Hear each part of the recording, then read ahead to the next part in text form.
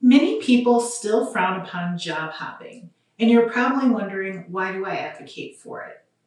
I advocate for it because if you're a multi-passionate person, it's the perfect opportunity to explore different career fields until you find the right fit for you.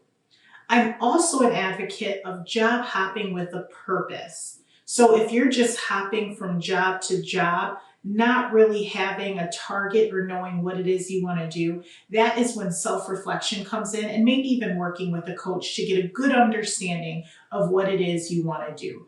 But if you are job hopping to get to a certain level in your career or a higher salary, I definitely advocate for that.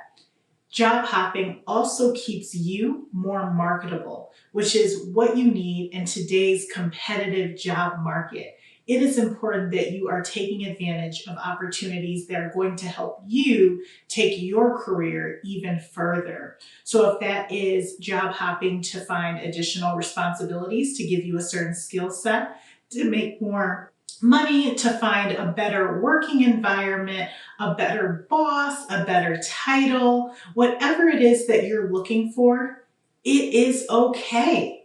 And nowadays, the things that a lot of employers don't realize is that truly they're looking for someone that has a lot of the personality characteristics of a job hopper. Job hoppers are often flexible. They're able to quickly jump into any project or organization and just press start and go full force from the very beginning. They're also not afraid to try new things. They also bring a lot of new skill sets with them to the new employer. That is why I advocate for job hopping. You are learning more, putting yourself in a better position, becoming more marketable by having an increased skill set, being comfortable with diving into different organizations, and also getting more comfortable and familiar with yourself and understanding what you need and what your non-negotiables are in a position. There's a lot of pros to job hopping, and I don't want it to be frowned upon so much because the pros definitely outweigh the cons for the employee themselves and the employer. Both benefit at the end of the day. And as I always say to employers, would you rather have a person in the same position for 20 years who has no new ideas, who's not willing to try any new strategies, or would you like to have one good job hopper for 2 years where they change the course and flow of your entire business for the better? Which one do you prefer? I'm guessing the job hopper, which is why I advocate for them.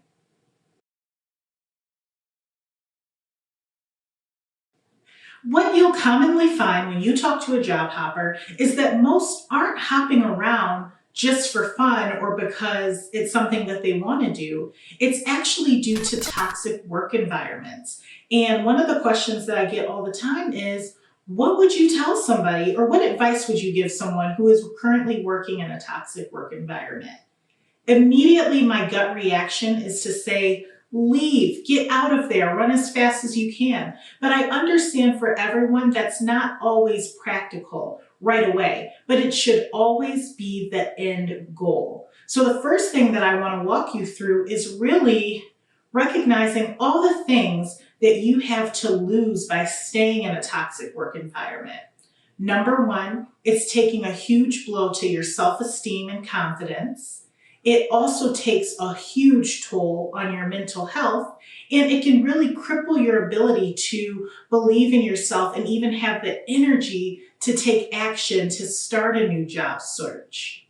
And of course, you don't want to end up in the same situation again, which being in a toxic work environment can also kind of cloud your brain and really mess up your focus. And that's not what you're looking for. So my advice, number one, is to recognize that it is time for you to leave. You deserve better. You do not need to be in an environment that is bringing you down, giving you anxiety, increasing depression, and making you question who you are as an individual and professional. That's number one. Number two is coming up with a plan and a timeline that is feasible for you. So if you say, I need to be out of this role in 3 to 6 months. Great, you have a timeline. Now it's time to put together a plan. What will your networking look like? Have you updated your resume lately? Have you looked at other companies that you think would be a better fit? Have you talked to your network and reached out to them and said, hey, I'm thinking about diving back into the market. Do you have any suggestions for me as far as companies goes and roles? Putting all of that into perspective is going to have you build a solid plan so you can get out of that toxic environment faster. All right, so let's say that you are happy in your role or you feel defeated. Either way, you've noticed that you have become complacent. I always say, let's get to the root cause of the reason that you're complacent. Is it because you don't think you can do better, or you don't want to do anything else, or you're happy where you're at and you think that nothing is ever going to happen to your company and you will be there until the end of time or until you retire? Here's the thing. Nowadays, employees are outlasting companies, especially when 2020 hit. It really showed the reality of how companies can close and how some of them don't really have a plan for long-term growth and being able to handle a pandemic or emergencies. So that leaves you in a position where you are out of a job with nowhere to go. Well, actually, you're diving right back into the job search again, which you did not plan on doing. This is an example of why you cannot become complacent. If you become complacent, you are stunting your own growth. Most likely you're not looking for additional professional development opportunities, which can long-term, it can affect your raises and what positions that you're eligible for and what projects a supervisor gives you. You need to realize that your professional brand is what sticks with you. Complacency is not an option in your career. The world is continuing to evolve and go in different directions and adapt new technologies. It's important that you continue to remain marketable so that people come to you for the latest questions that they have or the projects they want you to take on. Because this is all stuff that you can use to build your resume so that one day when you decide, hey, I want better, I want to do more, you'll have proof.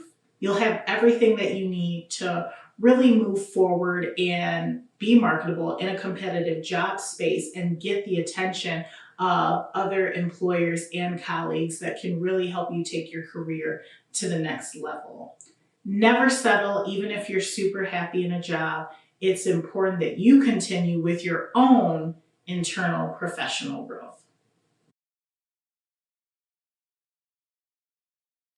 I alluded to this a little bit earlier, but the great part, well, actually one of the biggest benefits about job hopping is the ability to make more in a shorter time frame.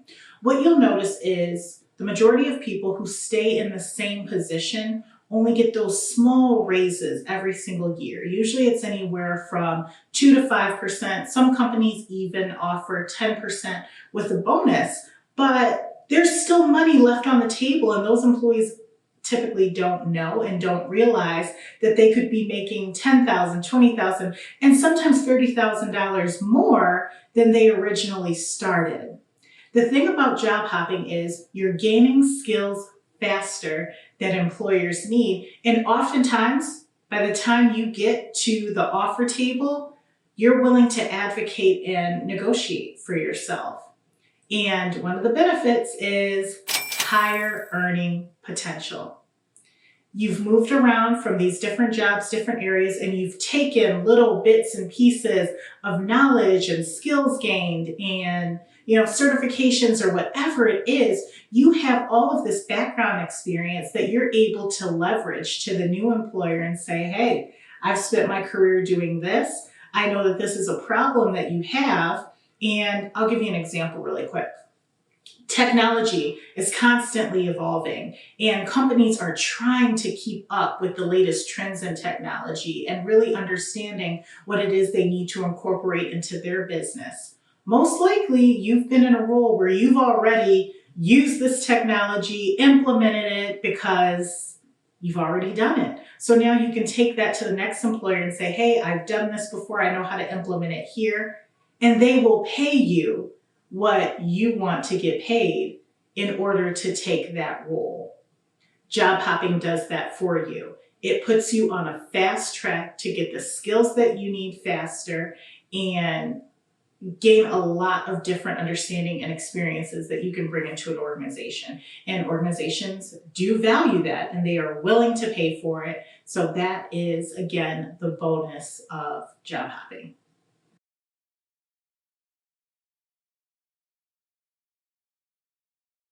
Now, the challenge when it comes to job hopping is putting together your CV. Most people come to me and they ask, Chelsea, do I need to include all of my positions that I've ever had on my resume? My answer to that is no. Your resume should not be a long laundry list of every single position that you've ever held. We are not trying to get to 3, 4, and 5 pages, because when you job hop, sometimes it can be that way, especially if you're only at an organization for 3 months, 6 months, 9 months, even 2 years, whatever it is. We're not trying to show a pattern of instability. That's not what we want at all. Think about, whenever you're putting together your materials, think about your end goal and your target employer that you want to work for next. And ask yourself, what roles are relevant to the position that I want to apply for? I'm guaranteeing if you've moved around quite a bit, not every single role is going to be important to that future employer. So please just only focus on the ones that gave you the skills, the background, and all the knowledge that you need to carry out this role, and list those positions. And I always recommend listing the positions that you've been at the longest, and really avoid putting the 3-month and 6-month ones in there unless they were a contract. And if they are a contract or something freelance, make sure you identify that on your CV, just so that the employer knows, okay, this person took on a few projects that they knew weren't permanent. And the goal is to always, always, always showcase the impact that you had at any organization that you list. Show the outcomes, show the results, show how you went in and transformed a company for the better. That's the goal, and that is how you get their attention.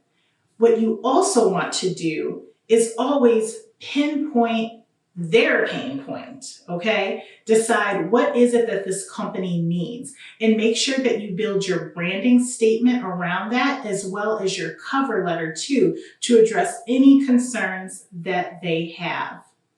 A bonus tip for you, if you are a job hopper, I always strongly recommend that you are volunteering in your community.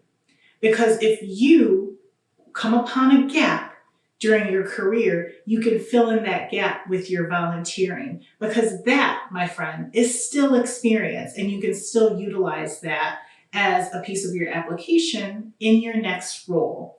And always continue to have a positive mindset. Don't so much focus on, oh, I've had this many jobs, people are going to judge me. No, you've had this many jobs that have given you this amount of skills, it's giving you this experience, this background, everything that you would not have received from staying in the same role. Use that to your advantage. Advocate for yourself and explain that to employers. And let them know what your end goal is with them. If you are hopping and you are looking for that employer that you can stay with long term, you're looking for the right environment, the right coworkers, the right mission statement, and if they measure up, let them know. I want my job hopping days to come to an end. I got all this experience on purpose so that I could come to you and present you with this so that I can truly make an impact, a long-term impact here. It's all about mindset. It's all about the way you present yourself. So keep that in mind. It does not have to be positive. Your CV can shine as a job hopper.